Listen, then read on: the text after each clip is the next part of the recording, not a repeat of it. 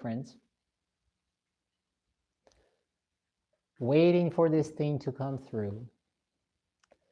Usually the first seconds don't go very well. Happy New Year, everybody. Happy New 2026. I'm Catherine Corelli, and I'm resuming my Wednesday, hopefully weekly live streams. I recorded and published a video yesterday where I sort of touched on a few things, on some updates, and I don't know, I didn't necessarily want to talk about this on a live stream, or I just felt kind of that I didn't do a live stream the other week on the 31st because I was really exhausted, and then I think I felt that I want to really make a video and talk about things a little bit. And some people asked me, like, what was my New Year's like? And I ended up celebrating my New Year's by writing my book. So I got my Dean here, my Tigric. Literally on New Year's night, I was just sitting and working on my book. And now my app is telling me that I will have the draft done in 142 days or 145 days, something like that. So now it tells me that I'll be done by May 29th because I'm really trying to stick to Stephen King's routine, which is 2,000 words per day. And I really got into writing. I was prepping for a long while. I was talking about this channel that I'm going to start writing a book, and I was talking about this all fall. And then I was getting really frustrated because I wasn't getting to it. And then one day I just sketched out a plan, sat down, and started writing. Hey, hello. Someone is sending me hearts. How are you doing? I have my big cat here. He's playing with some dry leaves in the garage. So I don't know. I feel maybe it's the case with so many things. Oh, hello, Olivia. I'm glad to see you. Thank you for visiting my live stream, and welcome to everybody else. Yes, it's you, Olivia. How are you feeling today? How's everything going? Anonymous said hi. Hi to you, Anonymous. I have 15 viewers right now and a like. Thank you very much, guys. Hello to everybody.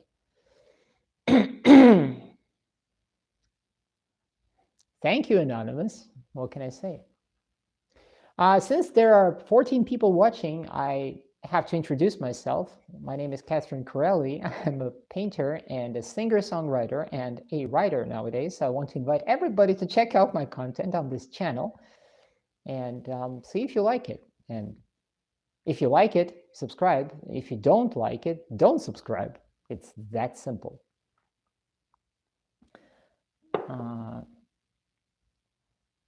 Yeah, Olivia, thank you for showing up. Oh gosh, now I have my cat who wants to get out. Dean, can you decide what do you want? Dean, come on, go. Dean is a cat, and he's a large orange cat. And just like it is the case with many cats, he's not very good at deciding what is it exactly that he wants. Well, he already exited the scene. He's in the kitchen. He's off.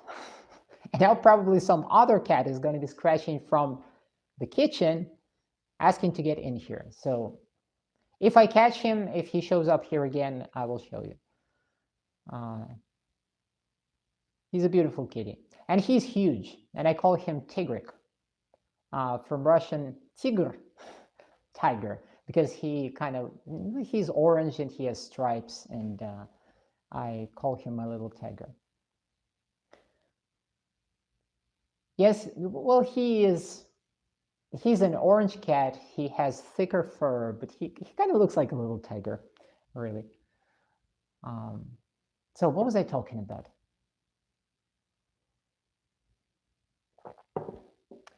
How are you guys doing? How is the new year treating everybody? I've made yesterday I made this video about New Year resolutions, and usually when I come across this concept, I internally giggle because I don't really believe in New Year resolutions. I think it probably in the majority of cases it backfires, and so now on this live stream, I'm kind of curious, guys. Does anybody make any New Year's resolutions? Is that a thing at all, or you? How do you go about this? Hi to you, Chelly.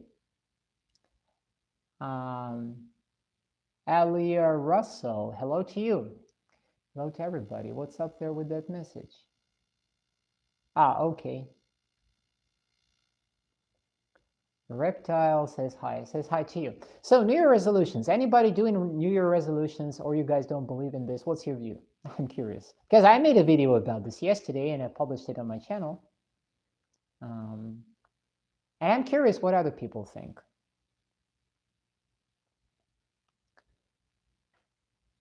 Olivia, are you still there? No resolutions, live one day at a time. Okay, well, that's one way to go about it. Do you ever feel stuck? I'm just asking out of curiosity. If you have an approach like this to life, if you live one day at a time, do you ever feel that you run into, I don't know, a chapter in your life where that approach doesn't work and you need to try something else? Does it ever happen?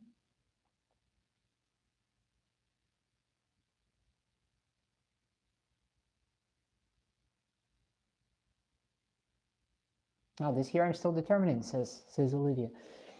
Weight loss is mine. So far it's going smooth. Brisk walking 30K steps daily. I started with 10K steps 1 month ago. I intend to lose 30 kilograms this year.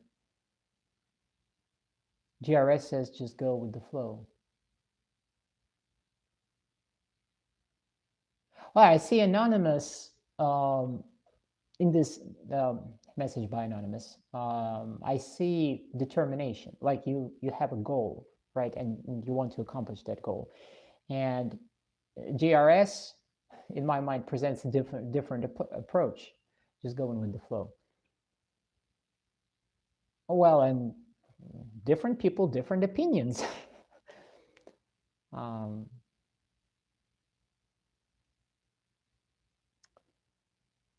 I think, and that's my opinion, my personal opinion, I think that goals are necessary because,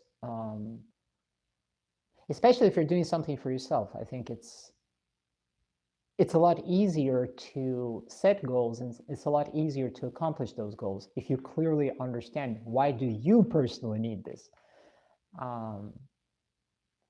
It's still hard to accomplish those things, but at least you have skin in the game, and there is something that really motivates you, as opposed to doing something for someone or in the name of something, or setting arbitrary goals because that's the trend or that's the general opinion or something like this. As long as you're healthy. Well, like I said, this is one way to go about this. And guys, I'm asking these questions. I'm not judging anybody. Everybody got their own life. Everybody got their own set of circumstances and challenges, and everybody develops their own approach.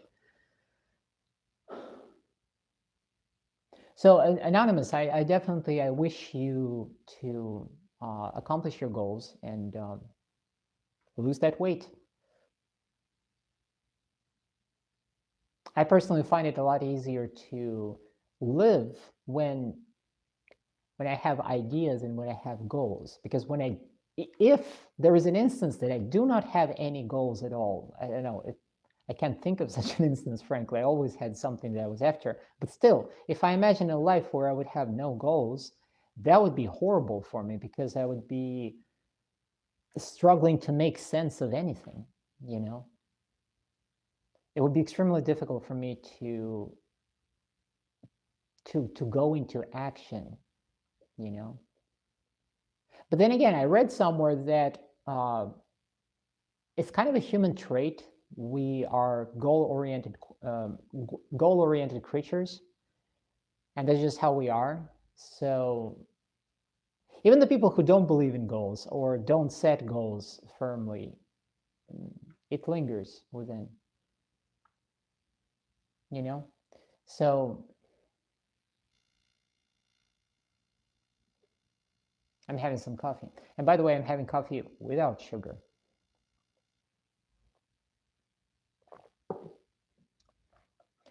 I've been learning a lot of interesting stuff lately, and one of the things that I learned is that the best way to kill procrastination is to just go into action. There was this article that I was reading about how some people struggle with, workout or, doing, being physically active. And have you been in a situation when you're like, you wake up and you're supposed to work out, you're supposed to do something physical, this kind of thing, and you have it on your schedule, and you know that you're going to do this, and you kind of have to do this, but you kind of feel lazy, and you kind of feel like, I don't really. Well, maybe I'll just run through the shower and brush my teeth and leave it at that, and maybe I'll come back to that later today or something like this. But there's that feeling inside you that is nagging, and you feel like, well, then I'll feel kind of really horrible about myself, Are you familiar with this, with this situation? So the best remedy, instead of arguing with your brain within yourself, like, I will do it, no, I'll do it a little later, another 5 minutes, another 5 minutes in bed, whatever. The best course of action is to ignore what your brain is telling you and just spring into action. Just get your body up, get up, go hit the bathroom, go ahead, pick up that weight, pick up those dumbbells or, barbells or kettlebells. I have kettlebells, and just start doing it. And once you start doing it, the arguments will just disappear.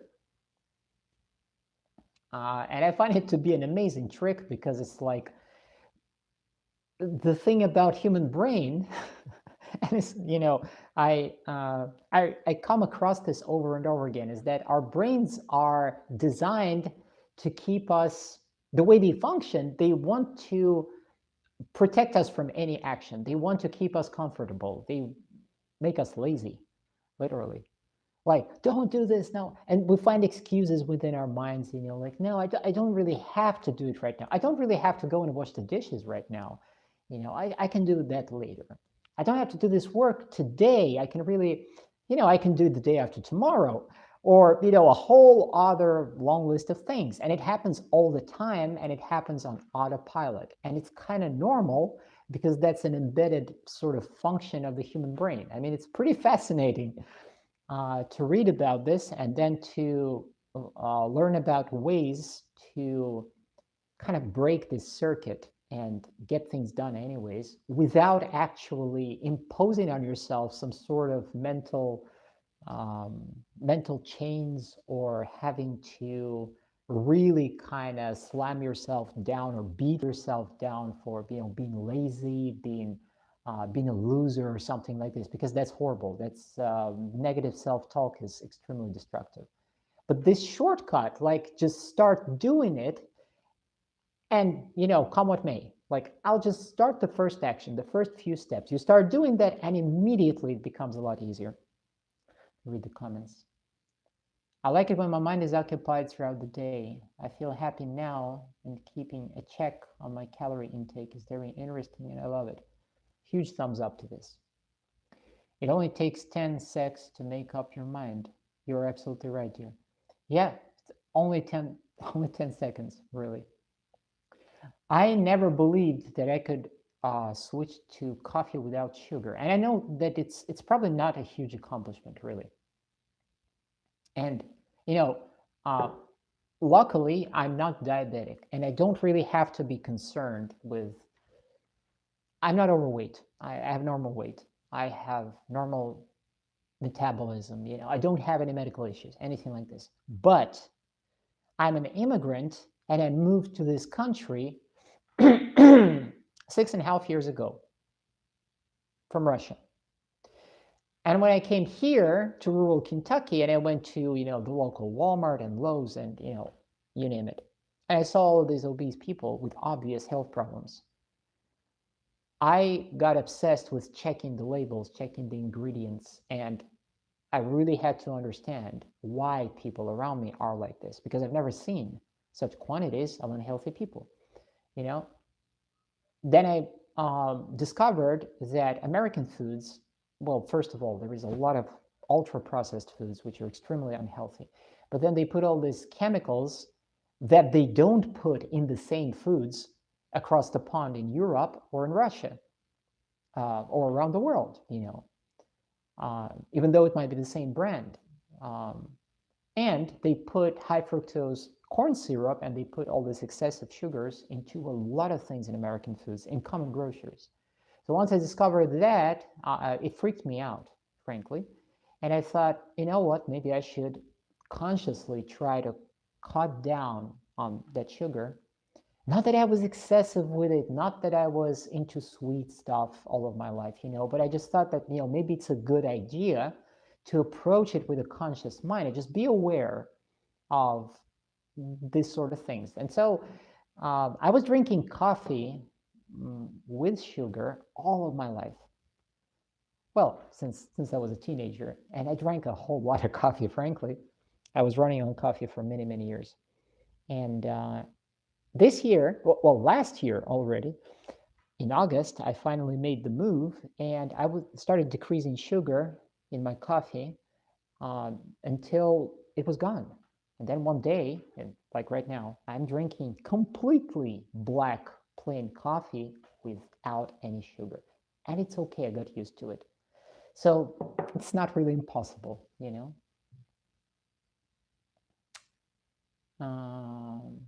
Exactly, you have beautiful thoughts, says Anonymous. Thank you. I am type 2 diabetic. I can't consume caffeine and sugar. Oy, well, I'm sorry. I will enjoy my water. I drink water too, but again, I was looking into medical conditions for a while. Excuse me. I was looking into medical conditions for a while for a lot of reasons. I'm a trans woman, and so I was self-medicating since 2006. I've been on this journey for 19 years already. And because I was self-medicating, I needed to learn a lot of things about, human biology, about biochemistry, about how things work, what gets in the way, what's incompatible, how do you go about things, how do you stay healthier? It's not that I don't have my poisons. Like, I've been a smoker since I was 12 years old. I just talked about this recently. I've been a tobacco smoker, and then in 2017 I switched to vaping, and I still can't keep the habit, but that's my only poison, But I was looking into these things, into various diseases and disabilities, like diabetes, Alzheimer's, the origins of bipolar disease. Why does that bipolar disease, where did that come from? What aspects of mental decline come from genetic factors? What of those aspects come from excessive sugar consumption? Or, how does that connect to cancers and what types of cancers? Because my mother died of cancer in the year 2007, and she was 51 years old. She died of cancer. And her mother died of cancer too, at the age of 52. So that's my grandmother. My grandmother died of lung cancer. My mother died of cervical cancer. So the question of these sort of diseases, I'm not a doctor, I'm an artist. I've always been an artist. I've been very far from anything, medical field, but I needed to understand what's going on.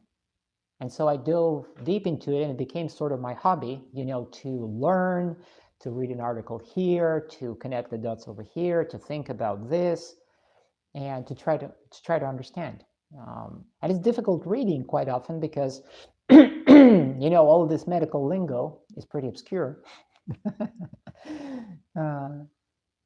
Yeah. Hello, Mr. Ren. Oh, Mr. Ren is here. Hello, I'm glad to see you. So glad to see you. Thank you for coming. Used to drink black coffee, says Olivia. Oh, it's a good habit in moderation, of course. Yeah. Well, everything in moderation is good. I used to drink 4 cups of coffee per day. Now I'm down to 1. I drink my 1 cup of coffee without any sugar, and I leave it at that. And I don't drink any coffee throughout the day. So, yeah, moderation. Anonymous says, please don't vape, try and quit.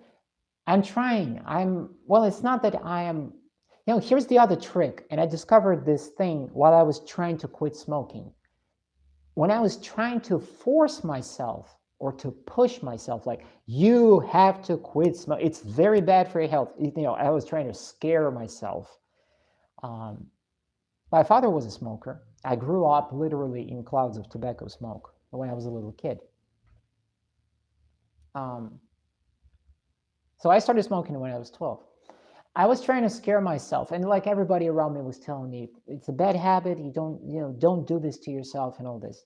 And I realized that when I was trying to force myself to stop, it became more and more difficult. I tried multiple times to just ditch the habit, and I couldn't. I tried cold turkey. I tried, to just reduce it in stages until I figured out in the past 3 years that the underlying reason for my smoking, it's not just nicotine addiction, it was the underlying traumas that led me to this self-destructive behavior. So in the past 2-3 years, around 2-3 years ago, I went through a pretty deep change with, going back to my childhood traumas, analyzing a lot of things, analyzing things like generational trauma, and pulling a lot of things, just, uprooting a lot of things. A lot of the things that I thought were natural were part of my personality, which I had to just rip out of myself.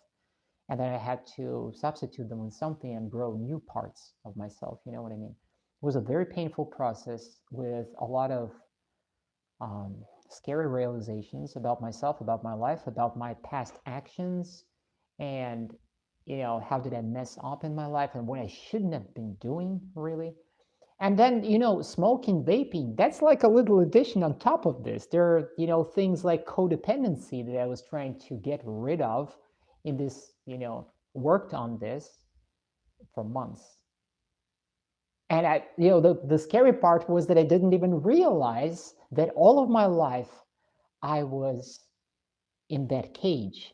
I was acting in a codependent, people-pleasing way. I didn't even realize it. My choice of partners, my choice of people, my approach to people was warped because I was locked in that pattern.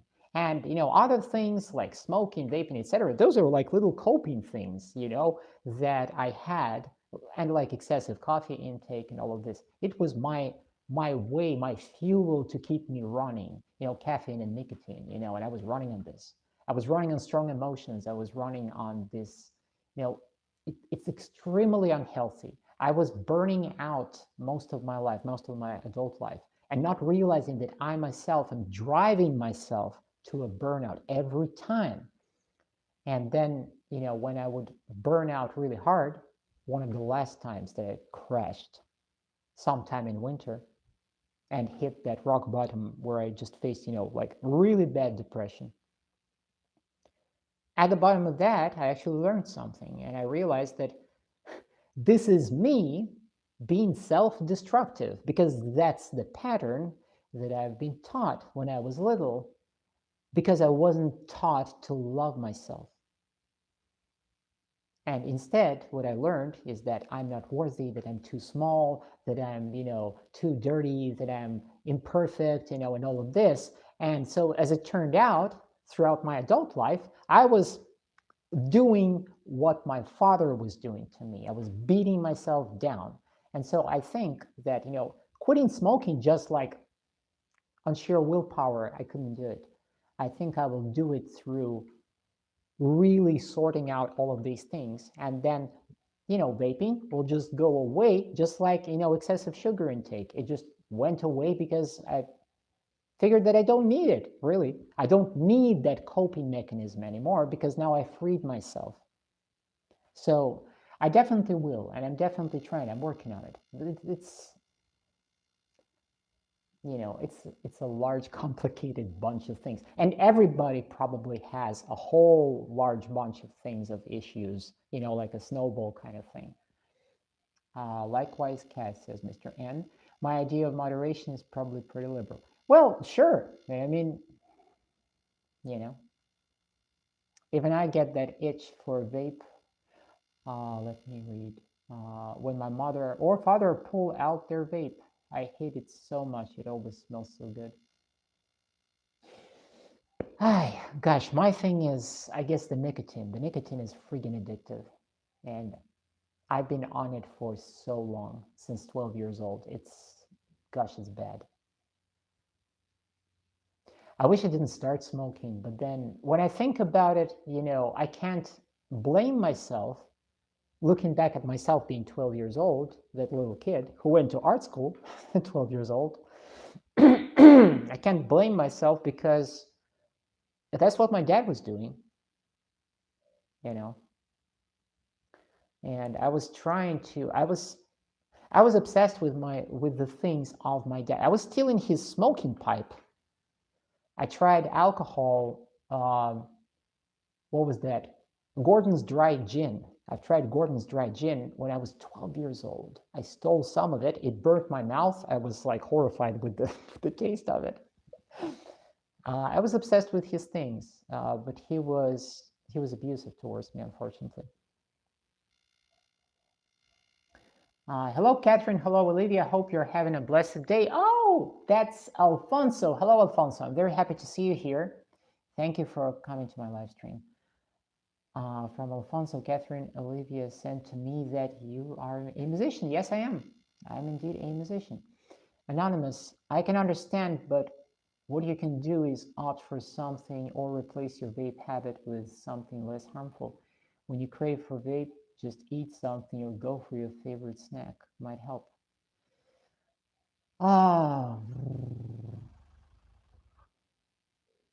It's complicated. I hear you. I absolutely hear you what you're saying. I try to do this with nuts, for example. I'm a huge fan of walnuts, for example. But I can just eat them by the box. And that's not exactly good for, for the stomach. I've noticed something else, and I want to exploit that path more. One thing is that I tend to vape more because all of my life, I had this habit of working and smoking. And I worked a lot at the computer because I'm a musician, I'm a producer, I've written a lot of music, I've mixed a lot of music, and a lot of the time I was sitting there, smoking by my computer and working at the same time. Instead of taking breaks and going, taking a smoke, I would smoke at my computer. Or, I freelanced all of my adult life. So it's like, writing copy for someone, or you're doing some designer work, something like this, on your computer. Again, you're smoking. And so nowadays I have this thing with vaping. But then on the other hand, for example, when it's the warm time of year, when it's summer or when it's spring, something like this, and I get out somewhere and I don't sit at my computer for so long, and I go outside and I burn a fire, or I go and saw off some of the limbs off the trees or collect some dead wood or something like this, I simply forget about not even taking the vapor at all for like an hour, 2 hours. I just forget about it. Or when I go out on my night walks around 3 o'clock in the morning on a moonlit night here in rural Kentucky down the road, I don't even use my vapor. I just forget it quite often. I leave it here on the table, get out of the garage, out of the side door, and I keep going somewhere in the darkness, gazing at the stars and moon, and all of a sudden I just don't think about it. The other thing that I noticed is that it's easier to forget the vapor than a cigarette. While I was smoking cigarettes, the craving was just a lot more intense. It's like, it was basically impossible. Like I was dying for a cigarette, for a puff, something like this. With vaping, it appears to be easier to just forget about it. So there is some room to exploit, this territory and to expand and to kind of potentially just dump it altogether. That's, all I'm saying. Favorite snacks, I don't know. I don't think snacks replace it for me. I just need to switch something else. Not snacks. Because, I don't know. It's probably good for some people, and I just don't have it. Snacks, they distract me. And I like to work a lot. Oh, another thing is while I'm painting, I stand by the easel, and so long as I'm breathing the smell of oil paint, and I have the brushes in my hand and whatever, and I'm there in the process, again, I just forget about it. And so I might end up not taking a single puff for a whole hour because I'm just gone,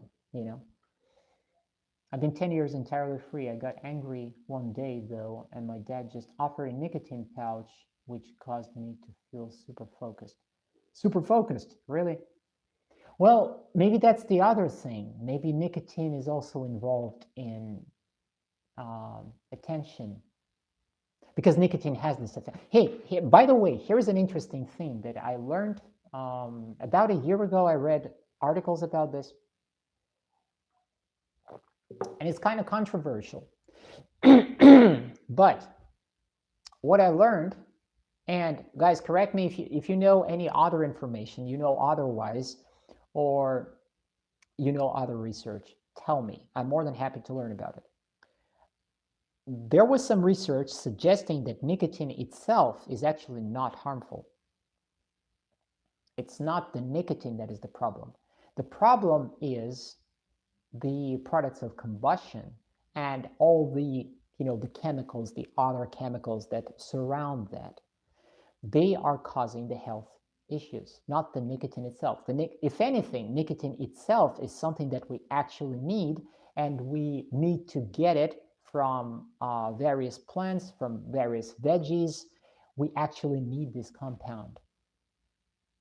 So, gosh, and zucchinis and eggplant and that kind of stuff, they contain actually a whole lot of nicotine. And that's pretty interesting. I'm a huge fan of zucchinis, for example. Eggplant, not so much, but zucchinis with some breading and some pepper and salt, I love it a lot. So there was this case about nicotine, how it's actually beneficial for the brain. And I started to suspect that maybe the thing is, it's kind of like this controversial topic of weed, that there are benefits to it, but then there are compounds which create problems. And then the question is, how do you get the benefits without accruing the problems? You know what I mean? So vaping clearly is not ideal. I mean, this is, and I'm not excusing the habit. I'm just saying that definitely there is combustion and all of this, and this is harmful, but nicotine itself seems to be not the problem. It's just one more compound, like vitamin B12, or like I don't know, vitamin C, that we actually don't synthesize. Our bodies don't produce vitamin C. We need to get it from somewhere, and if we don't get it, we develop health problems. So there is that thing with nicotine and attention and being able to focus on things. And I guess people who don't get that compound alongside other compounds, they, of course, genetic factors, environmental factors, other factors, but there seems to be a correlation between the inability to focus on tasks,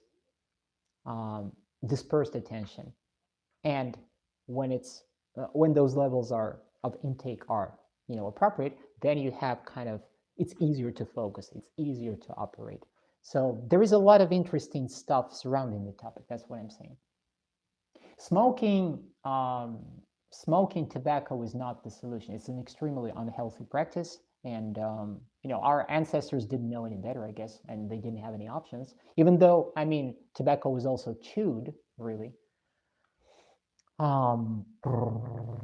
Nowadays there's vaping, and that's a modern invention, but I'm thinking maybe I should, it might sound crazy. Maybe I should just buy some eggplant and start, I don't know, eating eggplant, and maybe then I will stop vaping.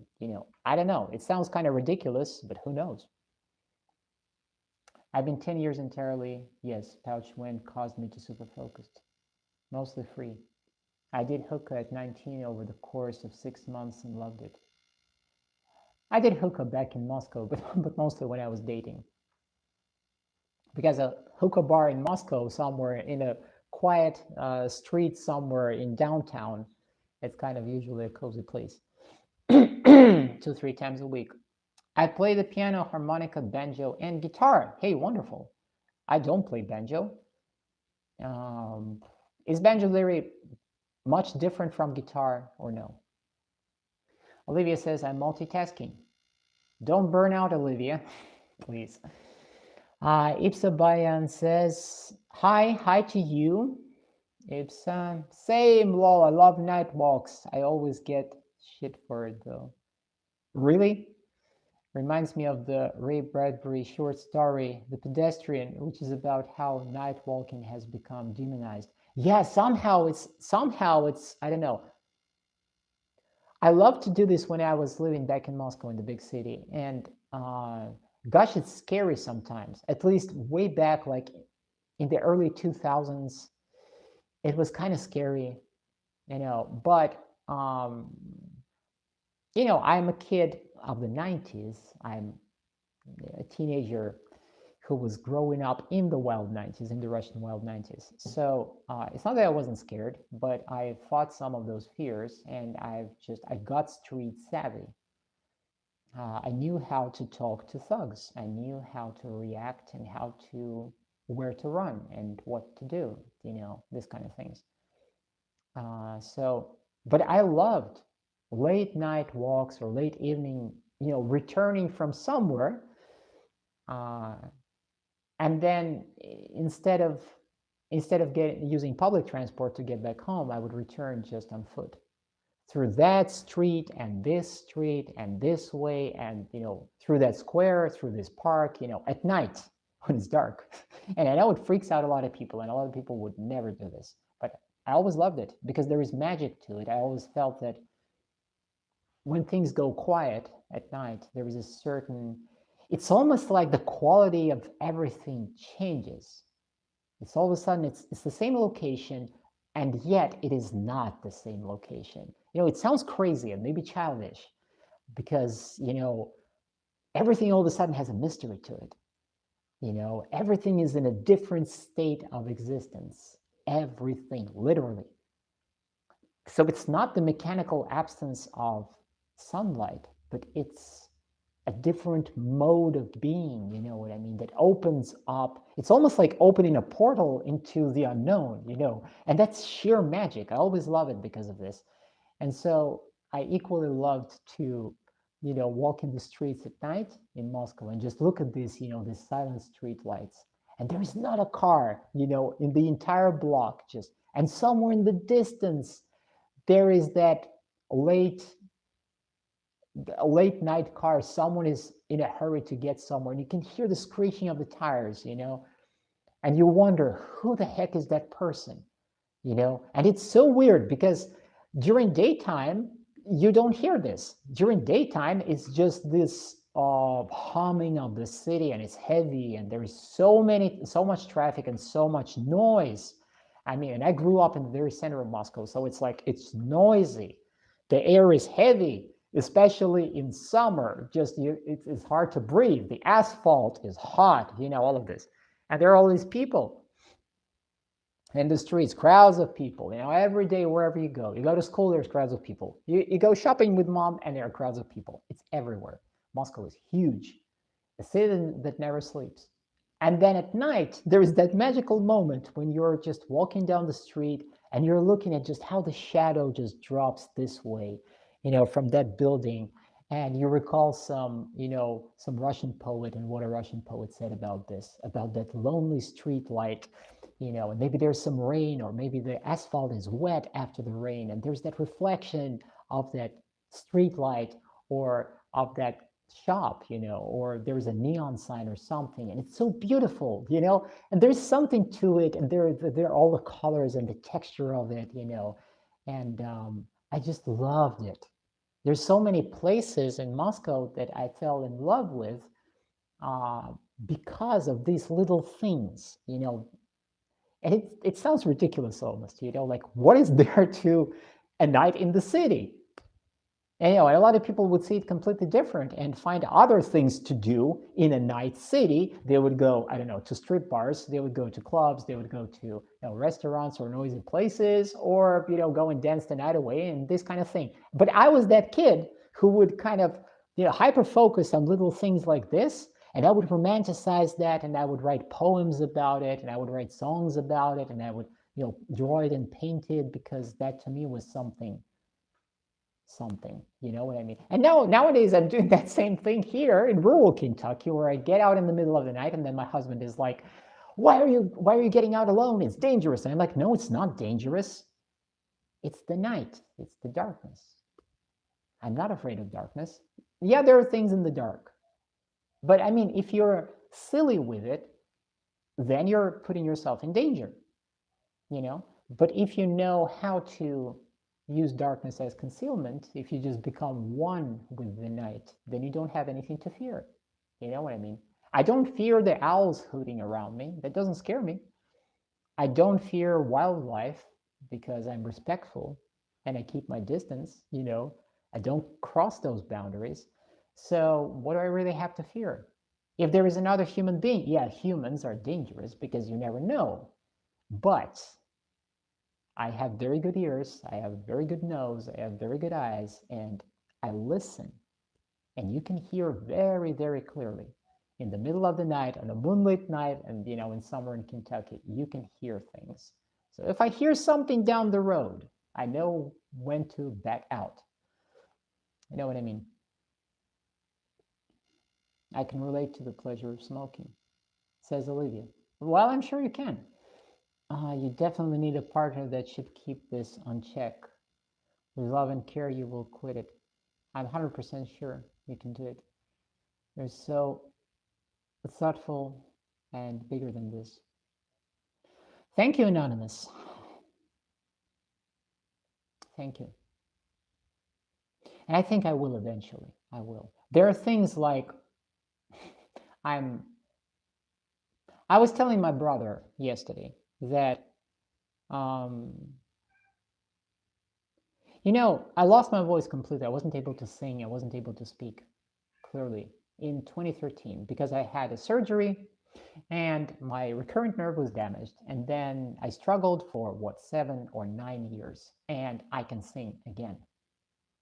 I did that through sheer stubbornness because I really needed to sing, and I can't live without singing. I need to write songs. I need to record that, and it's not about, being famous or, oh, I'm going to become rich writing songs. It's never been about that. It's just about that's my natural condition. I need to do music because there is music in me. You know what I mean? And my voice is part of it. And so losing my voice was a horrible catastrophe. And I managed to get through that, despite what people were telling me that you should forget about this. You're never gonna, resume singing and all of this and that was that. I was just like, no, fuck it. I'm getting back. Why? Because I said so, and there's no other way. I'm gonna rebuild it out of the ashes. I'm gonna build a new voice, whatever. I don't care. I will have it, And so I was just like this, I was in this mindset of like, do or die. I'm just gonna roll through it and I'm gonna get it done. So I think that eventually, yes, I will beat things like vaping, but that's the only thing that I have to beat, because I don't drink alcohol. I don't have to combat addiction to sugar. Like, I don't care about things. It doesn't do anything to me. I don't have these things. So vaping is the one last thing that I have to deal with, I guess. So thank you. Mr. N says the only truly bad part of nicotine is that it can trigger psychosis, schizophrenia. Yes.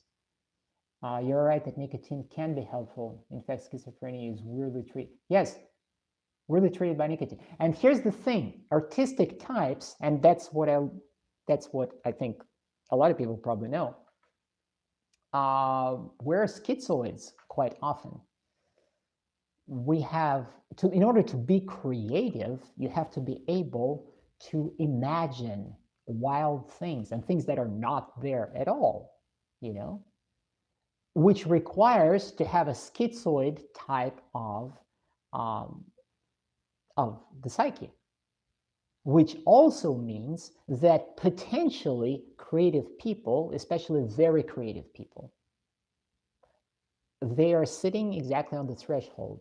Like, a little too much of these traits, a little too much of genetic propensity, and you start to fall into schizophrenia. You know what I mean? And that's why genius and madness is often so close. No, I'm not a genius by any stretch of the imagination, but I think I'm most definitely a schizoid type. And so what you're saying about nicotine, since it's used to treat schizophrenia, it probably also does something to maybe a certain type of people, maybe creative people, maybe people who have a schizoid type of psyche. You know what I mean? Anonymous says, whenever I will visit your stream, I will remind you to quit. I remind you so many times that either you will quit vaping or just block me. Well, I don't think there is a need for it. And I don't really like blocking people, and I remember about it myself, frankly. And I'm not a baby. I don't need a reminder all the time, or someone to tell me what to do. Even though I appreciate, what you said. But I think the trick is that I myself should understand, or to find a very good reason, a very good need not to do it. Like I did with sugar in my coffee. I don't feel a need for having sugar in my coffee, and that's why I don't put it there anymore. My husband doesn't understand this. He's like, why are you putting yourself through this? Just put yourself some sugar. I'm like, you don't understand. You don't understand. No, I'm not putting myself through this ordeal of like, I'm dying for some sweet coffee, but I'm just stoically dragging myself, white knuckling, through this torture of drinking plain black coffee. No, that's not the case. That's not what I'm doing. I just regulated myself from one flavor, one taste, to a different one. And I did this consciously and slowly within a month. I just, every day I was dropping the sugar a little more, a little more, a little more. And then it was gone. And then I didn't need it anymore. And then I realized that I didn't need it in my coffee altogether, that actually I can feel the taste of coffee a lot better without the sugar. And by the way, it doesn't mean that I don't, eat sweet stuff. Like I eat fruit, for example. And yesterday I was eating walnuts, and the way I like to eat them is to, to put a walnut in my mouth and then to take a little bit of honey on the tip of my teaspoon and to eat that together. That's the same way that I love to eat Parmesan cheese. I love to eat cheese with honey. Again, the same method, a little bit of cheese in my mouth, and then on the very tip of the spoon, a little bit of honey. I like to mix things this way, or to eat, cheese with sweet grapes, for example. That's another thing. I don't know if that's a quirk, if that's kind of crazy, or to eat meat. I mean, like a steak. To eat steak with sweet grapes at the same time, or with apricots, or with forest berries. And I mean like wild berries, this kind of stuff. Um, I like to combine those things. So it's not that I'm like, oh, I'm not going to eat anything sugary at all. I'm not going to, eat sweet stuff anymore. Yeah, I'm not eating like the processed stuff, like, no. But things like honey and fruit, whatever, I feel a little craving for something. And I eat a teaspoon of honey and I'm good. I just don't need any more. So it's not like I'm like, oh, I'm dying for this so much. And I'm just, putting myself through this horrible, or no, that's not the case. So I will put myself into a circumstance where I just won't feel the need anymore to do vaping altogether, just like I did with coffee. So I think I'm going to outsmart myself. I think I'm going to outsmart myself. Olivia says we do have nicotinic receptors in our noodle. Yep, maybe you already said that. Olivia, I'm working tomorrow. I'll be at my store in case you want to stop by. The banjo has open tuning to G. VS guitar is a little bit easier playing chords. Okay, I frankly I never played a banjo. I played a mandolin, I played a balalaika, I played a domra, and a whole lot of other string instruments, guitar and electric guitar and such. But not a banjo. I never owned a banjo. You're definitely a writer, says Olivia. Yeah, I was wondering if I have to start if I have to start drinking cognac, to really become a writer. But then I think no, it's probably not necessary. This trope about writers, that writers are heavy drinkers and that you can't really, you're not really a writer if you don't have a bottle of aged cognac, by your typewriter, this sort of thing. No, I don't drink. Absolutely, night walking is incredible. I miss being able to do that, especially in the evenings when it's too hot. I miss that about living out in the boondocks, quiet countryside. Well, conversely, Mr. Red, I miss walking in the city. I miss it so much. I guess I've never lived in the boondocks before I moved here. Then I moved here, and at this time, I think maybe I'm just saturated with this, and now I miss the noise of the big city. But this is probably how it works with a lot of people. The places that we're born in, where we're formed, where our formative years are spent, they always call us back. And it's not that I want to go back to Moscow. I don't want to go back to Moscow specifically, because I think that I want to go to Greece, and I want to be somewhere in the suburbs of Athens or Thessaloniki, something like this, some big city, but kind of, I don't need, an expensive place to live in. That's really not the point. But I want to be close to the city, very close to the city, so that I'm there, so that I can hear its noise, so that I can hear its breath and see its lights and be there in the streets and, all of the people and all of the traffic and all of the noise and all of this. I miss it, frankly. Even walking through Frederick MT at night with my sister and her wife, it was really quiet. Most people just stay inside. I stay inside in winter mostly, but that is because I just it's cold and I'm not a fan, really. If there is snow, then I will, dress up, put on my boots and go for a walk. If it's warm, then I will get out and go for a walk. But if it's kind of somewhere in between and it's not exactly warm and it's not exactly cold, but it's kind of, maybe it's windy, maybe it's dry, and it's kind of gray, like, nah. I find myself usually just brainstorming, working on something, painting and whatever, and I just forget about time and I'm gone. Winter is just like this. It's a lot easier for me to work in winter. But spring, guys, I want to say this, by the way. Come spring, the first warm days will start to show up with some sunshine. I'm going to be burning fire I'm going to be burning bonfires in the fire pit. So I think what I'll be doing, I'll be dragging out, a stand or something, putting my phone there, and I'll be burning. I'll be sitting by a fire on these live streams. That's what I have. That's what I have in mind.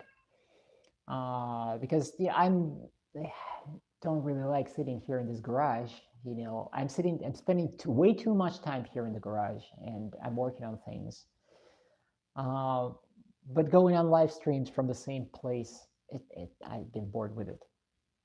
You know what I mean? There's nothing that scary out there. Try the middle of nowhere woods, lol, all alone. Well, we have this sort of woods starting right here in the backyard, and it just kind of goes there, and there's just, things in the woods. There's deer, and there are bobcats, and there are owls, and all this kind of thing. And occasionally I just go there into the woods. Not at dark, though. I think it's a very bad idea to go into the thicket when it's dark. It's quite stupid. I don't do that. But at daytime, absolutely, especially when it's warm. Definitely deer. Sometimes the only way to go through the problem is to go through it. Yep. Oh my God, yes. I took a class in creativity and psychopathology. Oh, Olivia, so you see what I mean. Now, let me catch up on comments. True people overload me a lot. If I go off caffeine, I literally will shut my eyes and see a whole other world. My family has a long history of artists and schizophrenics. So you guys absolutely know what am I talking about. There's overlap, but it's not deterministic. And medical professionals, lol. And medical professionals, lol, yes. 100%. Hello there, says Tech Tornado. Tech Tornado, thank you for joining. Pardon me, guys, I'm just catching up on comments. I found walking at night in the city was less suspicious as opposed to walking out in the rural suburbs. The true boondock countryside is better for night walking since there's less people altogether. Yeah, like my grandpa used to say, the most dangerous animal out there walks on 2 feet. Самый страшный зверь тот, кто ходит на 2 ногах. That's what my grandpa used to tell me. This is my grandpa, who was a sniper during World War II, known in Russia as the Great Patriotic War, and walked in infantry from Moscow all the way to Berlin. He was a very wise man. And he loved the woods and mushroom hunting, and just being in the woods and, going to forests and all of this. And he took mom and myself to the woods when I was very little. And he taught me a lot of things about the woods and how to behave there, and about the animals and the wildlife. And there was wildlife. There were wild boars. The places where we went, outside, way out there, away from Moscow, there were those forests where you just go, and there are these boar prints, whatever you call them, right there in the mud, and you can smell them, or you can even hear them. And there's a whole family of those boars, a mama and her little boars. It's pretty and scary. Or you have mooses there in those woods, which is also pretty scary. But Grandpa taught me to, respect the animals, respect the woods, and see it as a living creature. And leave all of your negativity, leave all of your bullshit, leave it outside. Don't bring it into the woods, or else you'll get in trouble.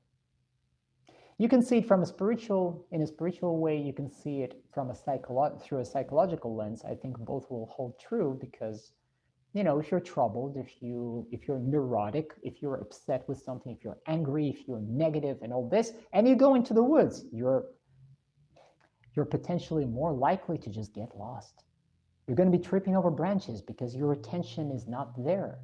You're going to be running into problems. You're going to, roll down into a ravine and break your rib, or something like this, just because your mind is preoccupied with all of this other stuff, which you're supposed to leave outside. You're a guest here in the woods. You know what I mean? So folklore, I think, is very wise about things like this. Well, I'm speaking, of course, about Russian folklore and about all the beliefs associated with the woods, with trees, with plants, with the signs in the woods, and the spirit of the woods, and all of these things. Actually, Russians and generally speaking, Slavic people have very rich traditions associated with this. I think there is wisdom in this folklore, and it is kind of confirmed in strange ways sometimes by psychology, because it kind of overlaps and it just confirms the same thing. It's the same truth, anyways. It's pretty interesting. What about Surfer Island in Australia? I've never surfed, frankly, and I've never been to Australia. I'd like to travel the world. Maybe one day I will get there. Rural suburbs, you'll raise a lot of alarms. Country people tend to be far more paranoid. That's true. That's true, Mr. Ren. Hey, I'm walking around here with a phone because there's some beautiful landscapes and I would like to get some references for my paintings, right? I mean, what's the big deal? So I'm walking with my phone like, oh, that's a beautiful house. Oh, that hill over there. Oh, those woods. I love how the light falls, just right there down the hill, there. And I ran into this several times when there is someone that runs out of the house and like, what are you doing? Blah, blah. I'm like, I'm taking a picture of the landscape. I'm a painter. But people are just freaked out about this. This is private property. Like, you don't say, right? Like, I know that it's private property. What's your problem? Am I disturbing you? I'm just taking a picture of the sunset. Hello? Why is it such a big problem? Well, sure, I'm a city girl, and I'm from the big city. You go down the street, you take pictures. There is a shit ton of tourists in Moscow. Hello? I'm kind of used to it. You go down the street, you take pictures. You take selfies, or maybe you don't take selfies. Maybe you just take pictures of people, and they don't care. Nobody's freaking out. But here, yes, the rural people are kind of, it's just, well, I guess I don't understand it. I can't understand it. It's not in my DNA, and they're just different. And I don't hold it against them. But to me, it's just like living on a different planet. You know what I mean? Cricket Lover says, hi, Catherine, how are you doing? Well, doing fine. Cricket Lovers, how are you doing? Or alerting animals to your aggression. Yeah, you don't want to do that.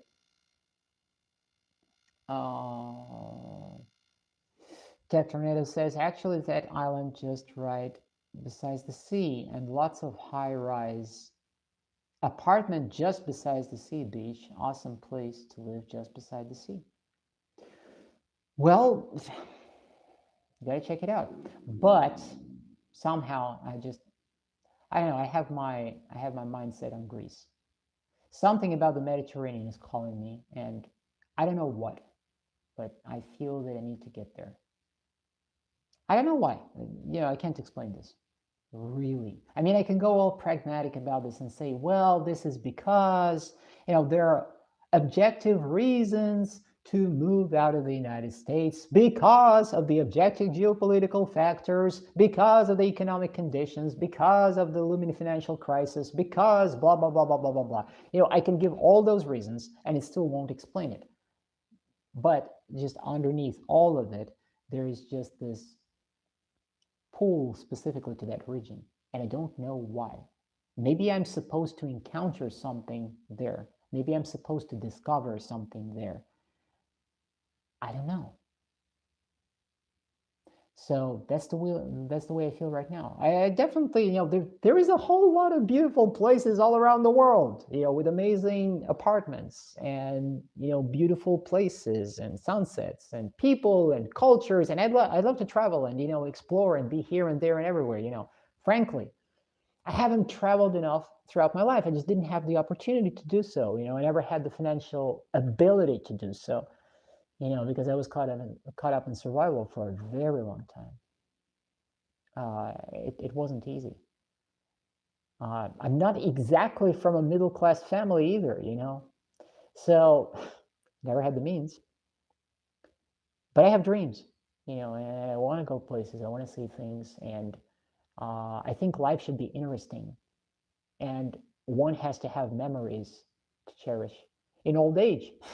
And I'm of course hopeful that I would still be an intrigued person by the age of 80. I don't know, that I would be still active, that I would still be doing things, that I would be creative, that I would be discovering new people and interesting cultures and places and locations and all of that.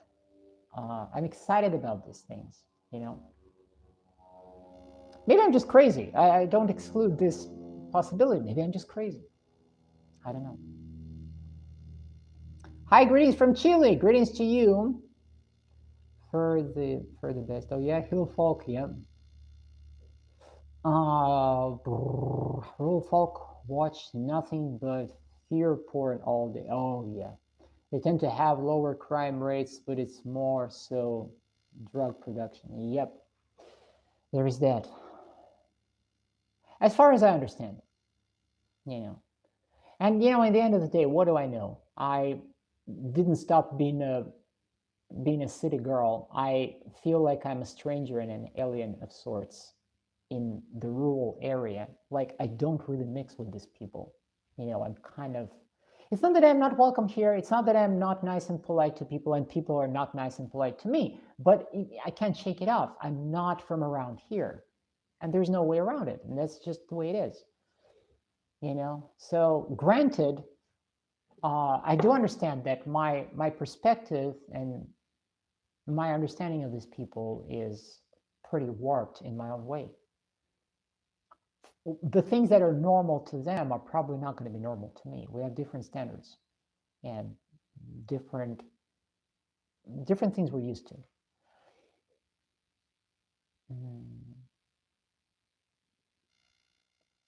Tech, it's a nightmare here at the moment. Olivia says, nowadays, really, United States is a really dangerous state to live, I guess. It's getting there. Tech Tornado, I can attest to this, because my gut feeling is telling me that the United States will enter what Russia entered in the 90s after the collapse of the USSR. I'm not trying to fear monger or anything, but I have a feeling that the American empire is heading in that direction. Some sort of something is going to happen. And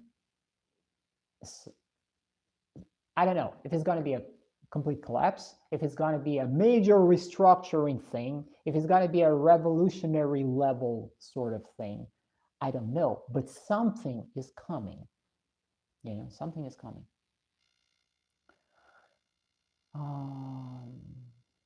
For the best, to kind of miss your old videos. They were great. And I guess only because of the current president. For the best, I kind of miss your old videos. You mean my old videos? The cat talks.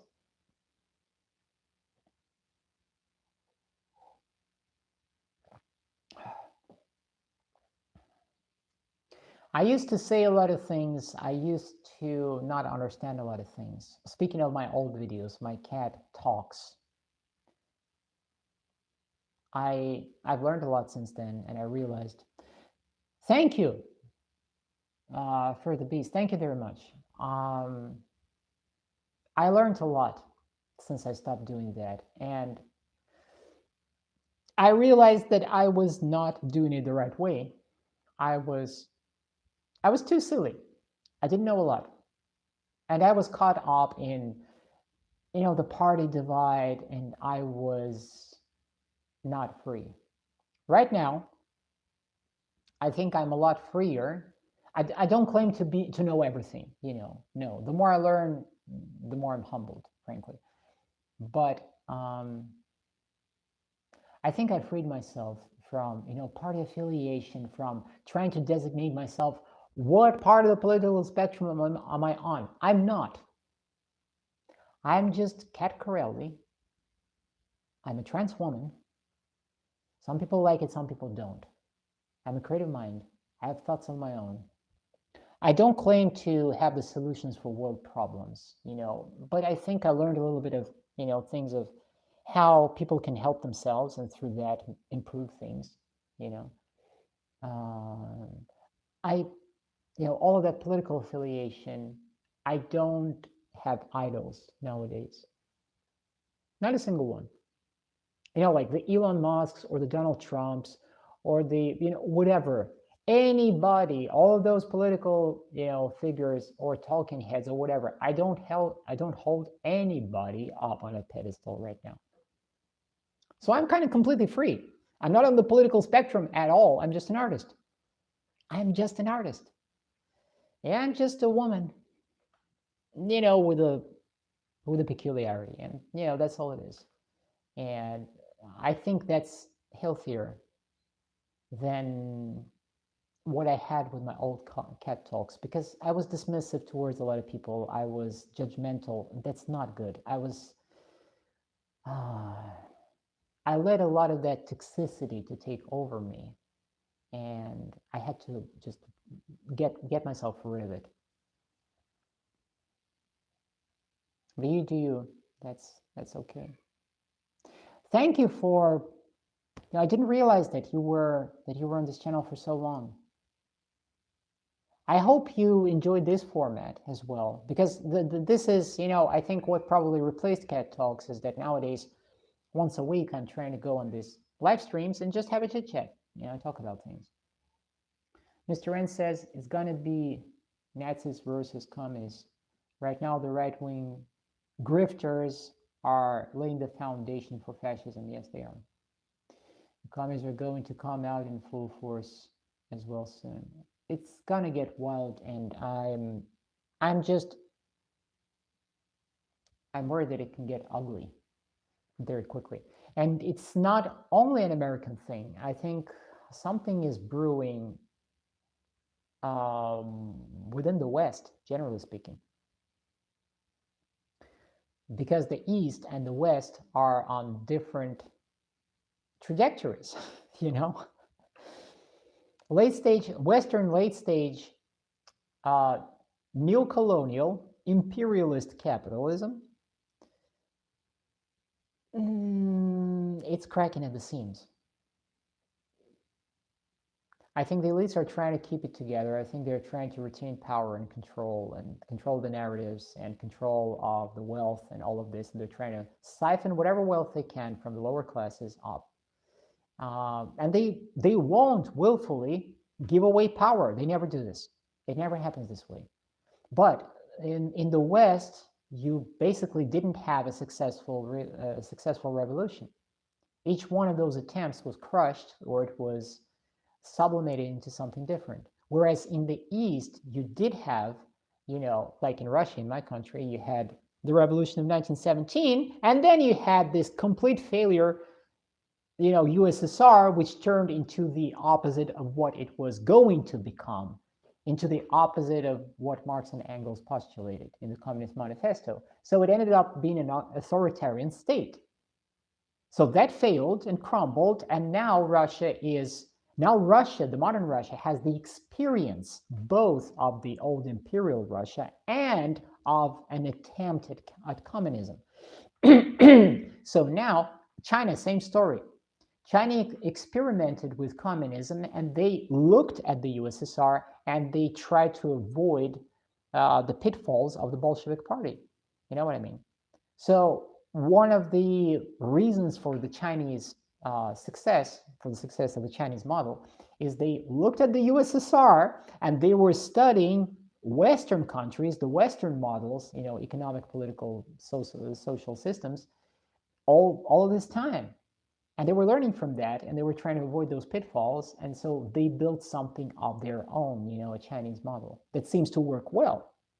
But the West, Western countries, as of right now, finds itself in a crisis for a whole variety of reasons, including, and not limited to, the arrogance, the sheer arrogance and snottiness of Western elites and their obsession with power. They want to control the whole world.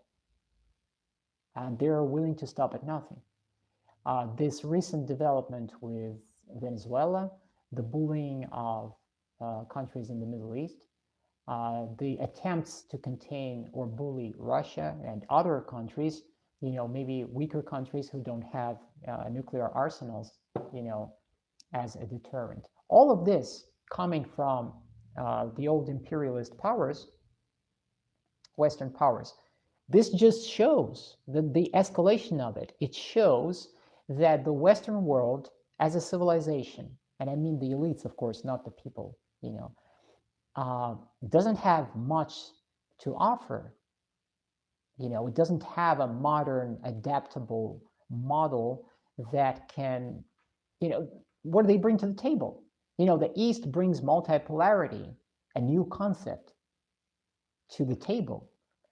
Instead of having a unipolar world, instead of having a bipolar world, I'm talking about the Cold War era, right? Instead of that, there is this new thing that comes around about a multipolar world. What a concept, right? I think it's kind of better than unipolarity under one country, and it's definitely better than the Cold War era. A multipolar world. That's a great opportunity for humanity to move on, to pull away from the Cold War era mentality of superpowers opposing each other with all those nukes and all of this, all the fear mongering, all the narratives surrounding this. Generations of people being warped and sucked into this confrontation. How about we just have multipolarity? How about we base international order on law, not on rule of specific imperial powers who want to dictate to everybody else how to live, how to vote, how to drink, how to sleep, how to die. I've been upset with these imperialist attitudes coming from certain countries and being spread all around the globe. I've been upset with this for a very long time. When I was a teenager, they bombed Yugoslavia. And I didn't understand anything, and my peers didn't understand what the heck is going on. But I remember that all of us were very upset about this, that some frigging power comes in and just pummels a country. You got to be kidding me. And then, me and my peers, everybody, boys and girls and everybody was really upset about Iraq. Even though we didn't understand the political context and everything was going on behind that and why that happened, whatever, but we had the right gut feeling that this is an ugly thing, and it probably happens for all the wrong reasons, because it's a freaking sovereign country. Who the heck do you think you are to go into a sovereign country and try to impose your frigging will on that country and on its people, by the way? This bullying just really upsets me, and I hate bullies since I was a little kid. I stood up to them. I was the smallest in class, and yet every time I would stand up and I would fight, and I would get beaten down and I would stand up again. I hate bullies. Pardon me for the long rant, but that's something that I had to get off my chest.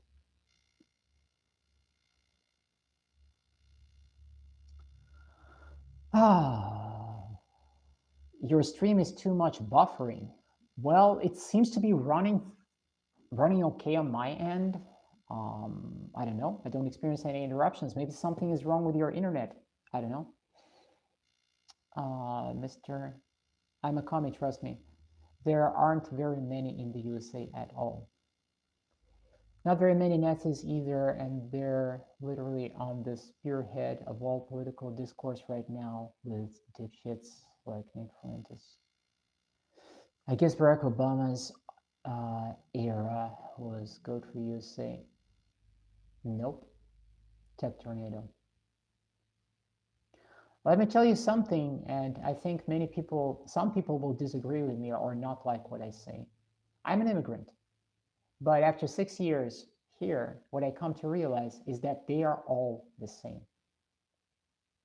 The Trumps, the Obamas, the Clintons, they're all the same. It's all a freaking show. The whole two-party system, the Democrat-Republican thing, the liberal-conservative thing, all this, it's a setup. All the beautiful speeches, all of that, it's the same stuff. They do all the same things. They just have different names and they have different faces and they have different stories attached to them. It doesn't matter. They're the same Uniparty. They're the same elite. They are the same establishment. They're playing us. Well, I wasn't born here, so I mean, go ahead, you can dismiss me and say, like, what do you know? You're not even a born American. Yeah, true. I haven't been born here, but I try to wrap my head around these things, living here for 6.5 years, and that's the conclusions that I come to. And that's my opinion. I think they're all the same. And it's all just a charade. And quite an unfortunate one, because people fight over these illusions, and it doesn't matter jack shit, frankly. It doesn't mean jack shit. The 1% hates us and wants us to fight over trans people all fucking day. I genuinely loathe the 1%. They had it on easy mode, getting money from mommy and daddy. Yep, Mr. And you're correct. The 1%, they hate us. They view us as animals. We're disposable to them. They don't care. They have no problem starting wars. They have no problem with homeless people dying in the streets. They have no problem with, people suffering from disease. They actually make money off of this. They have no problem feeding us crappy foods infused with chemicals and generating more sick people so that they can make more profits and then make more profits from dying people. They have no problem with this. They don't care. They are the privileged class. And they think of themselves very highly. They're extremely snotty. And because they have been in that position for generations, they're entrenched there. And they think that they're above everything. They're above the laws of nature and above of laws written for people. That's how I see it. I might be totally wrong, but I highly recommend, there is a channel called Angel Dust. He's on Instagram and he is on YouTube. Angel Dust, this guy, he's a member of this elite. He's from one of, as far as I understand, he's from the Habsburg family. And he also he's a younger guy, and he happens to be leader of a metal band, rock band, something like this. And he wears a mask. He doesn't show his face without a mask. And he tells things as it is. He tells exactly things as they are from the perspective of the elite. It's very revealing. And, everything that I hear from him just corresponds to everything that I learned before. So it's no surprise. It's just like confirmation. Like, well, yeah. That's exactly what it is. I guess most of the countries are looking at right now on India as the biggest market to capture. India and African countries. That's true. The world is going through major shifts right now, and this rerouting of relations is going on everywhere. We're going through this transitional phase, and it's bumpy. In all fairness, the word commie has lost all meaning. Same goes for Nazi. If you're pulling Mandani, you're not a commie. You're a damn socialist at most, which is a big difference. I see where you're coming from, Kat, reading multipolarity. However, I think we all need more trade than ever before. The world got far more peaceful with more trade. Hey, and that's part of what I think is the benefit of multipolarity. More trade, more cultural exchange, more openness between countries, more travel. And I think more trade and more cultural exchange and more travel, that leads to more open-mindedness between cultures and better connections, better relations between countries. And,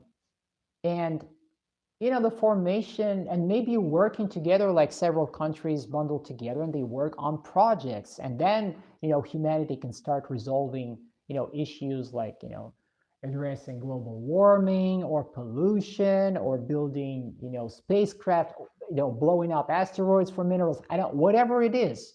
But for all of these efforts, you need countries to stop being embroiled in in continuous conflicts. It has to be resolved. And I think maybe one way to go about it is the multipolar model. The problem is that the old imperial powers, they don't like multipolarity. They are very uncomfortable with the idea that they would be not the only empire. They don't like rivals. So they're trying to, it's my understanding, that they're trying to stagnate and, halt perhaps a natural historic process.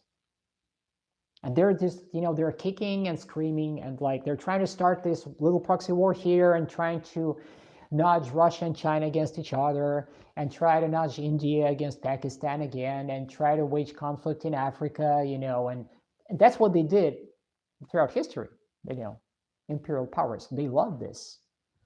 To create these conditions for more war, more war. The more war, the more division, the more power they get. You see what I mean?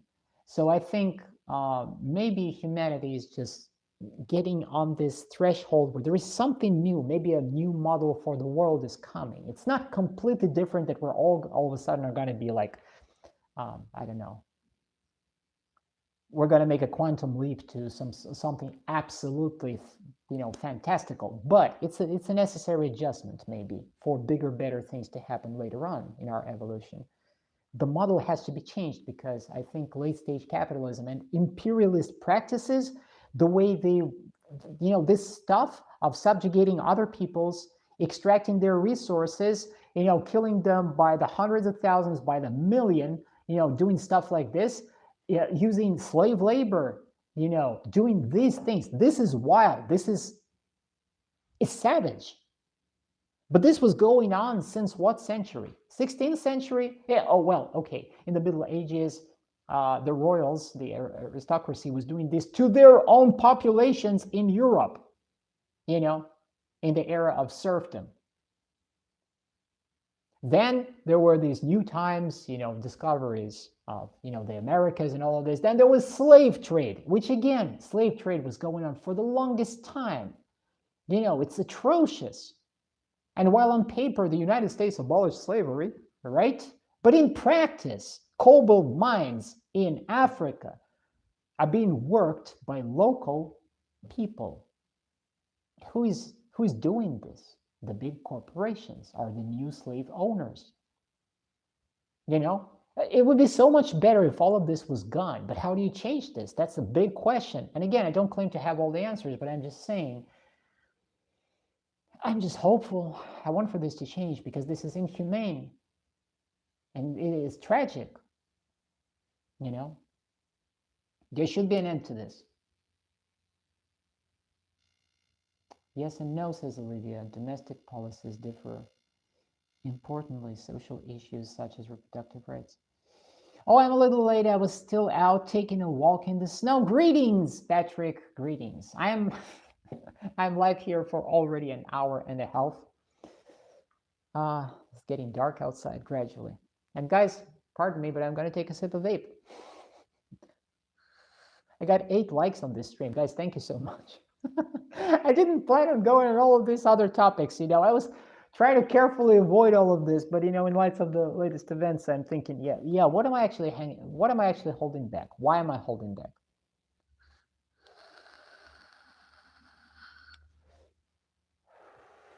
I'm out, everyone. Have a great night. Mr. N, you have a great night too. Thank you very much for showing up. I really appreciate you. I always appreciate you. Patrick, how are you doing? I think I'll stay here for another, maybe another 5 minutes or something like this, but I actually have to be going. I have to be going too because well, first of all, I'm kind of tired of sitting on this chair, really. I need to get up. It's one of those wooden chairs and kind of my butt doesn't feel good about it. I have a little something on it, to make it a little softer, but Oh, there are 7 people here now.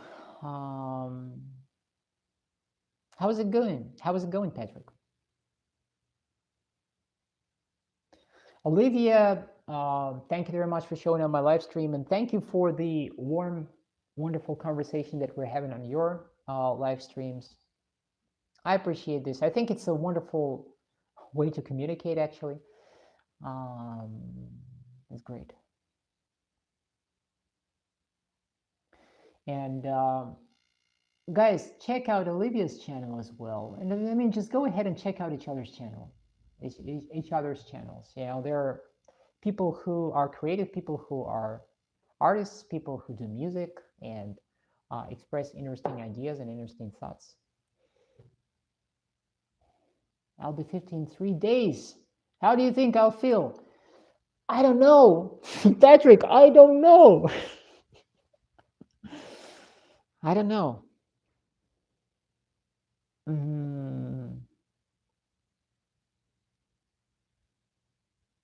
I'm kind of saying this rhetorically because, you know, I'm going to hit 50 at some point too. I'm 46 as of right now. I'm still doing cartwheels.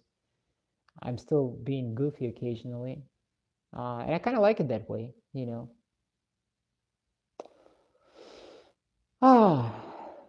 What can I say? Well, when you are 50 in 3 days, well, then I'll wish you a happy birthday, Patrick. Right now, it's a little too early. At least in my country, in Russia, it's not customary to wish wish a person happy birthday before the date. That's you don't do it. You can do it later, like happy belated birthday, but you can't do it before. You know what I mean? Okay, I'm leaving here. Good night. Good night to you, cricket lovers. And Olivia says, thank you, Catherine. Thank you, Olivia. I haven't checked my mailbox yet. I woke up late. Today. Well, I woke up initially around 1 or 2, but I fell asleep around 8 in the morning. I know it sounds pretty crazy. Yes, I fell asleep at 8 in the morning because I was writing and then I was recording some voice messages on Telegram for my brother and listening to some of his messages. And then I ended up going to bed and falling asleep at 8 o'clock in the morning. So it's wild, but I woke up at 1 and then I just really felt that I need to do some somatic exercises. Speaking of which, do you guys do somatic exercises? Do you even know what that is? You know, the pulling, the twitching, the stretching, the breath release, the induction of tremor in the body. Do you know about these things? Olivia, by the way, do you know about this practice? The stress release practice of inducing tremor in your body. Somewhat. That's actually a super cool thing. And if it was just if it was just something that I have heard of but never tried, I wouldn't be recommending this. But I actually tried this, and as a person with, you know, a fairly good traumatic load in my life, struggling with stress release and accumulating stress in my body, I tried this. It helps. So, you know, I can attest to that. It works, and I highly recommend this. Peter Levine. I still feel young. Philosophizing and art keep you going in mind and heart. Yes, that's very true. Peter Levine, I just heard his name. I believe one of my Russian friends just told me that about reading his book or something like this. Gosh, I came across the name literally. What a coincidence. Gosh, am I covering the mic? Am I not covering the mic? I just realized that I'm actually, I kind of tossed the mic away.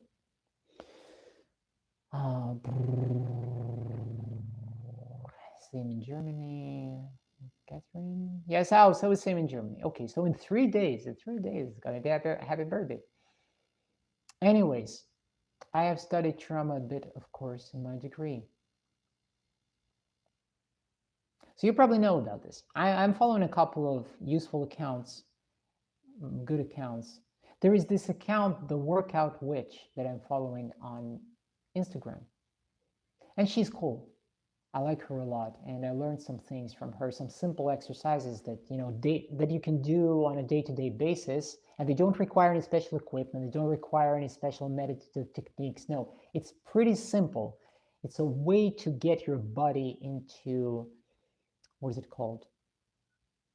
To get the body out of the stress mode into its normal state. Ways to access the vagus nerve and to stimulate it in a way so that you can actually calm down. Not a clinical practitioner, neither am I. Even though I've been digging up, and wrapping my head around these things for how many years? Since I went in transition 19 years ago. And I don't have a degree in this at all. I mean, I'm like literally nobody. I'm just hobbyist. Makes perfect sense. But I'm curious, because the way we are, the way humans are, and the human condition and human experiences and our biology and our genetics and epigenetics and all this, it's extremely fascinating to me. I've been always fascinated with things like this. You don't need a degree to have knowledge. That's true too. Or maybe it's good that I don't have a degree. On the other hand, maybe it's good that I don't have a degree. Maybe it's good that I never pursued to become a professional doctor, a professional in this field, because then I would have been conditioned to work within a system that in reality doesn't really serve the people or its stated purposes, but rather it serves, the big corporations and, the profits, the mega profits. So maybe it's a good thing that I never pursued this and I'm just kind of out of this, and I have the luxury of enjoying learning things and having this knowledge to a certain extent, more or less, but not being confined by these limits. There's a lot of that in the field, yes. Sometimes the view from outside is the more neutral one. Yeah. And this probably applies to a lot of things, I guess. Many therapists leave for that reason. And I heard of it and even read about this, yes. I gotta heat up my coffee because now that when it's cold and it's bitter, it's weird, I gotta say.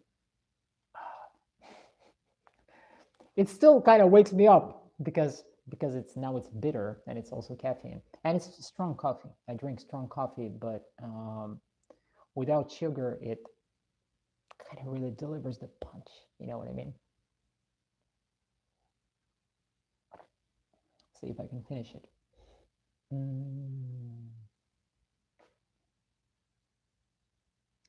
I think I possibly could be, at least I contemplated this, and I think that in reality I sort of practiced this because when I was teaching people, I was teaching vocals, I had to deal with people's insecurities. I had to dig into their minds. I had to understand them. And sometimes a vocal class would turn into a therapy session.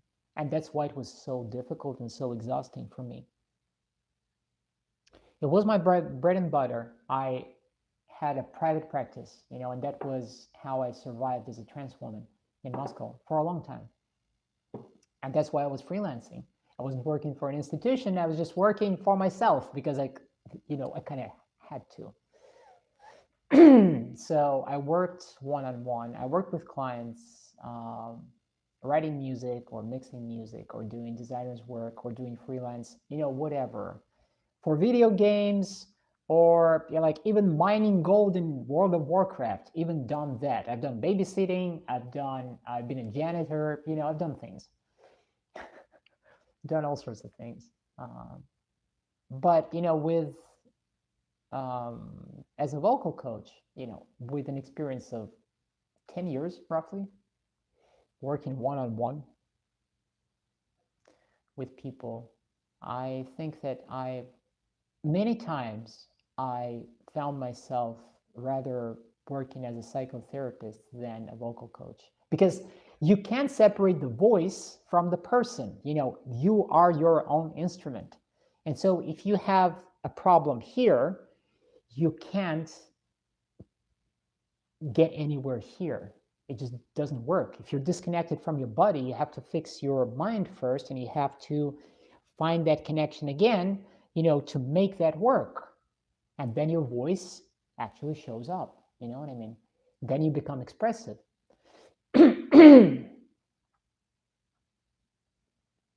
Throat chakra stuff, yes. All the diaphragm, solar plexus, yes. All of this. And some people just don't feel it. They never, or they, metaphorically speaking, they've been thrown out of their body because something happened to them, when they were kids. For example, they were scared shitless, or that was their upbringing, and they were dissociating all of their lives and kind of looking at themselves from the outside. It happens all the time, even when people who didn't undergo severe trauma, but they were conditioned or brought up in a certain environment, and they developed this sort of kind of a split way of seeing themselves. And my understanding is that the majority of people are actually pretty disconnected from their bodies. They don't have this, what do you call it?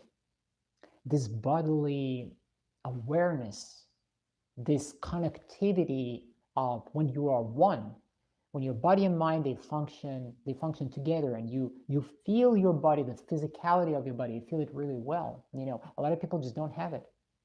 And they don't notice. And then they're surprised, why do they develop illnesses? Or why do they develop these, the muscle tension, in the neck, in the shoulders, and, all of this.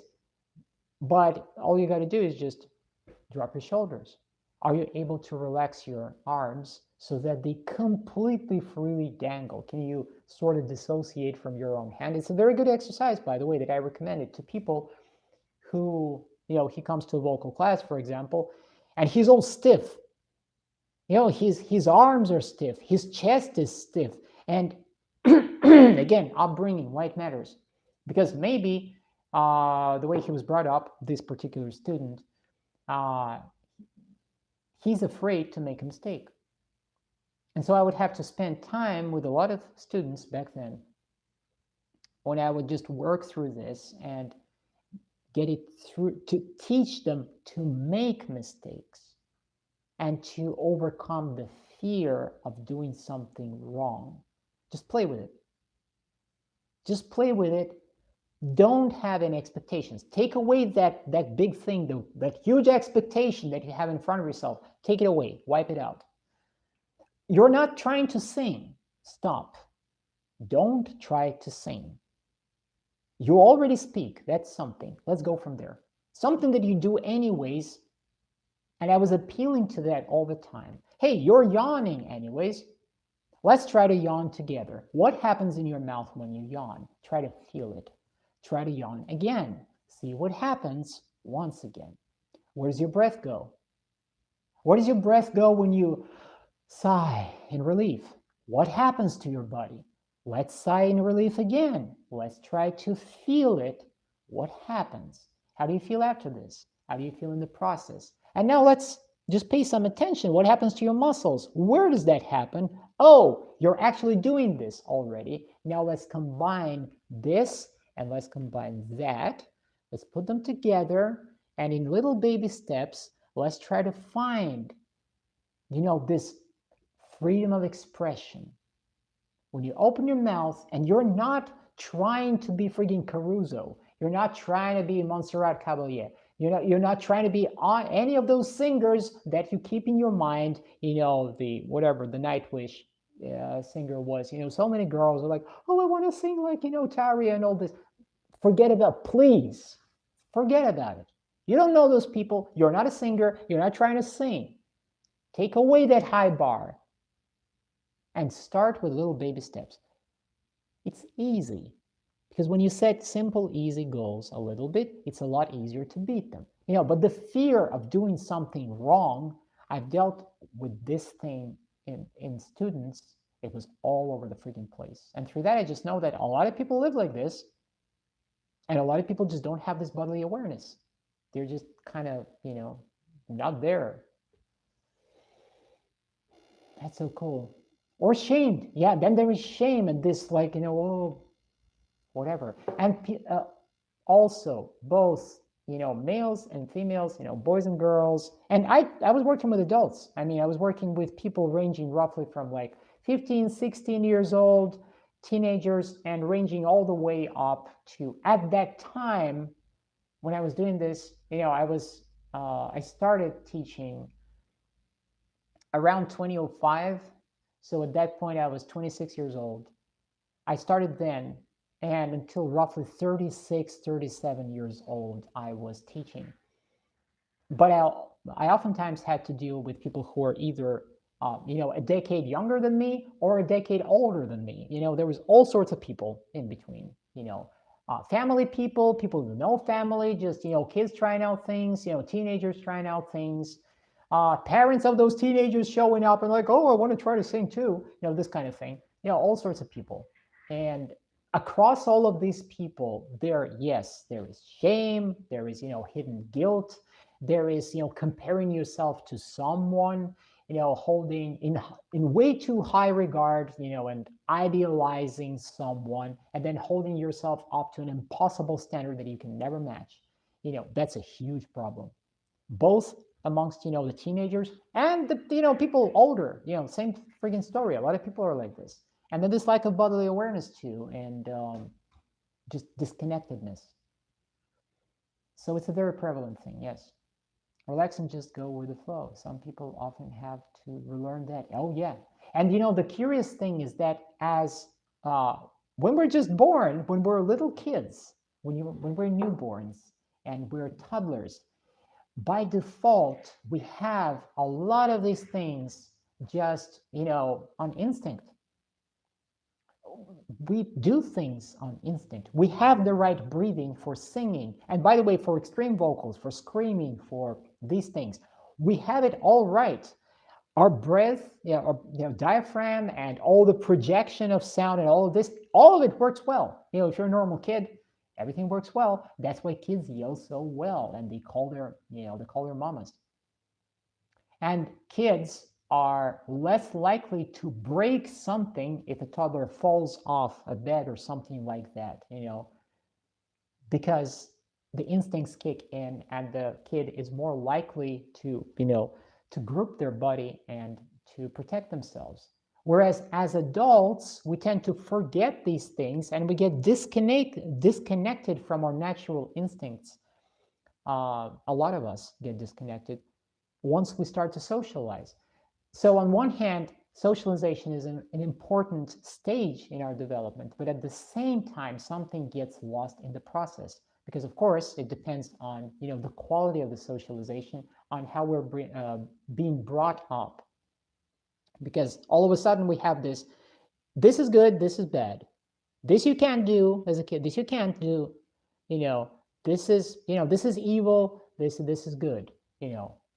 Once we start to adopt these black-white little signals, that's where shame starts to linger and guilt.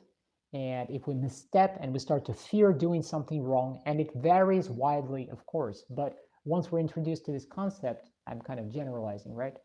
Out of this emerges this disconnectedness.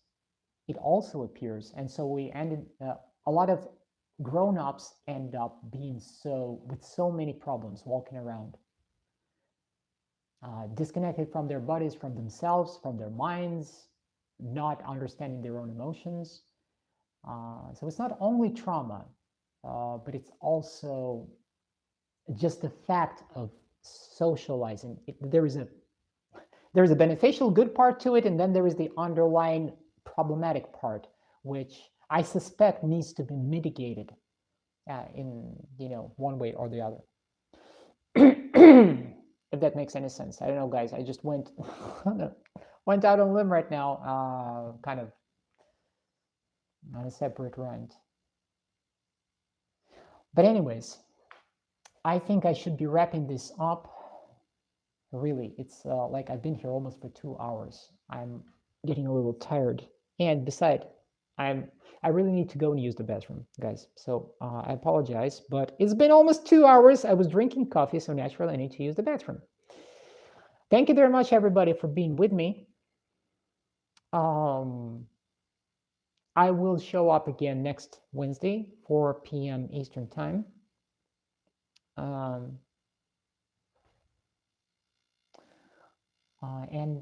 With that being said, I think I'll be going. Wishing you everybody a good evening and a nice time.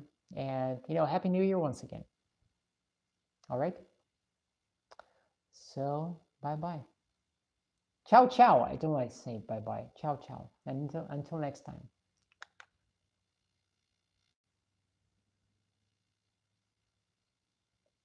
Greetings to Kentucky. Night, Catherine. Yeah, night to you guys. I'm out.